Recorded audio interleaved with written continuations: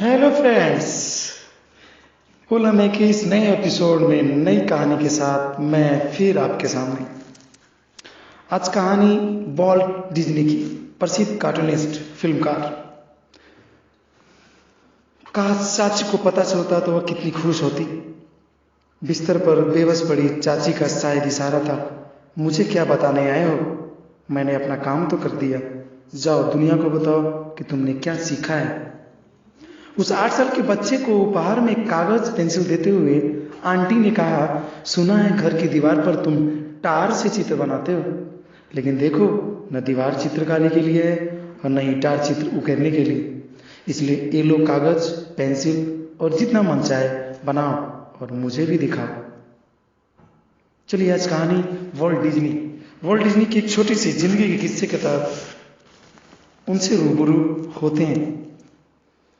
कहानी ऐसे शुरू होती कि एक बहुत प्यारी चाची थी, हंसने को हमेशा तैयार, जरा भी गुंजाइश बनती और उनकी हंसी उमर पड़ती। हंसी भी ऐसी कि आसपास अनायास खुशी की रौनक फैल जाती थी। आंटी का नाम था मार्गेट, लेकिन घर भर के बच्चे उन्हें मैगी आंटी कहते थे। आंटी कहीं और रहती थी, कुछ कुछ दिनों पर अंकल के साथ आती थी। उनके आने का इंतजार सबको रहता था। सब चाहते थे कि मैगी आंटी आए और हंसी के नसीब हसीन पल नसीब हो। वह 8 साल का बच्चा भी आंटी को बहुत पसंद करता था। आंटी जब आती कुछ न कुछ उपहार भी लाती, वो बच्चों को खुशी कई गुना दे जाती। एक बार आंटी आई तो अपने साथ चित्रकारी वाले कागज और पेंसिल लाई। उस 8 साल के बच्चे को उपहार में कागज पेंसिल देते हुए आंटी ने कहा, सुना है दीवारों पर तुम टार से चित्र बनाते हो, देखो न दीवार चित्रकारी के लिए हो न टार चित्र करने के लिए, ये लो कागज पेंसिल जितना मन चाहे बनाओ और मुझे भी दिखाओ। उस बच्चे का मन एक अलग ही प्रकार की गहरी खुशी से भर गया। लगा कि जिंदगी का सबसे बेहतरीन तोहफा मिल गया है। बच्चा समझ गया कि घर की दीवार और टार की चर्चा आंटी तक पहुंच गई और अब कागज पर मनचाहा चित्र बनाना है। कागज कितना सुंदर है, सुगंधित है और पेंसिल भी बेजोड़। वह बच्चा उसी क्षण अपनी खुशी उकेरने लगा। वो अक्सर अपनी आंटी को ही चित्र में उतारता या आंटी यूं ही उतर आती और फिर चित्र के साथ आंटी के दरबार में हाजिर हो जाता। एक डर यह भी थी कि आंटी डांटेंगी, लेकिन आंटी तो चित्र देखकर खुशी से उछल पड़ी, वाह वाह करने लगी। बच्चा भाव विभोर हो गया कि उसका चित्र किसी को ऐसी खुशी दे सकता है।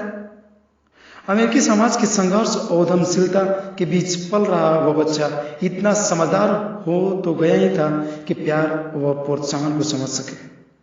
अव्वल तो इस उम्र में किसी बच्चे को कागज बर्बाद करने के लिए कौन देता है, और कागज दे भी तो उस पर बने बाल सुलभ चित्रों पर शाबाशी कौन देता है। लेकिन मैगी आंटी की बात ही जुदा थी।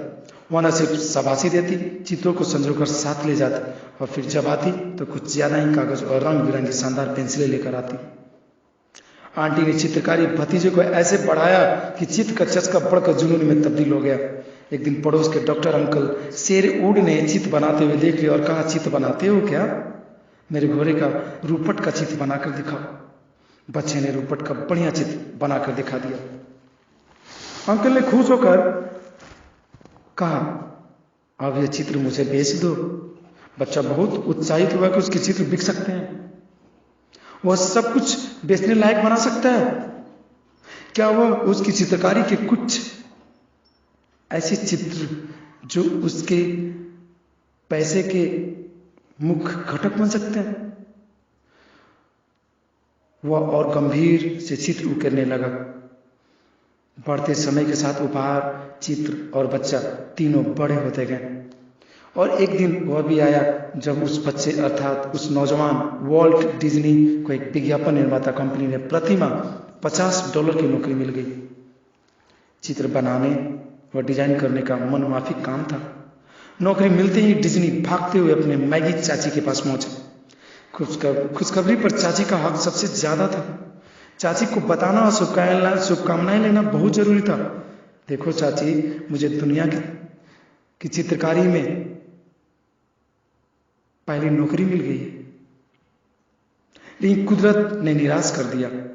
चाची से मुलाकात हुई, पर बुजुर्ग और बीमार चाची ऐसी स्थिति में नहीं थी कि कोई बात सुन समझ सके। पर बुजुर्ग व बीमार चाची ऐसी स्थिति में नहीं थी कि कोई उनकी बात को सुन और समझ सके। चाची को निहारते हुए डिज्नी याद करते रहे कि कैसे वह उपहार लेकर आई थी और कैसे चित्र देखकर चाह उठती थी। काश चाची को पता चलता तो वह खुशी से फूलना समाती। बिस्तर पर बेबस पड़ी चाची का शायद इशारा यही था कि मुझे क्या देखने आए हो। मानो ऐसा बोल रही हो कि मुझे क्या देखने आए हो, मैंने अपना काम तो कर दिया, तुम अपना काम करो। जाओ दुनिया को बताओ, दिखाओ कि तुमने क्या सीखा है।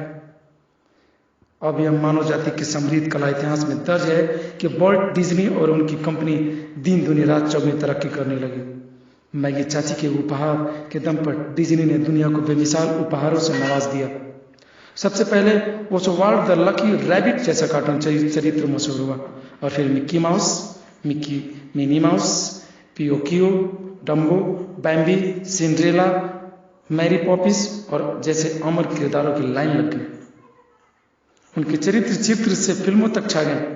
डिज्नी 59 टाइम्स ऑस्कर अवार्ड के लिए नामांकित हुए, 59 बार ऑस्कर अवार्ड के लिए नामांकित हुए और 22 बार विजयी रहे। कार्टून और एनिमेशन के उद्योग की बुनियाद रखने वाले वॉल्ट डिज्नी अपनी एक ऐसी दुनिया बसा गए जहां हंसी और खुशी थमने का आज तक नाम नहीं लेती। Thank you for this listening.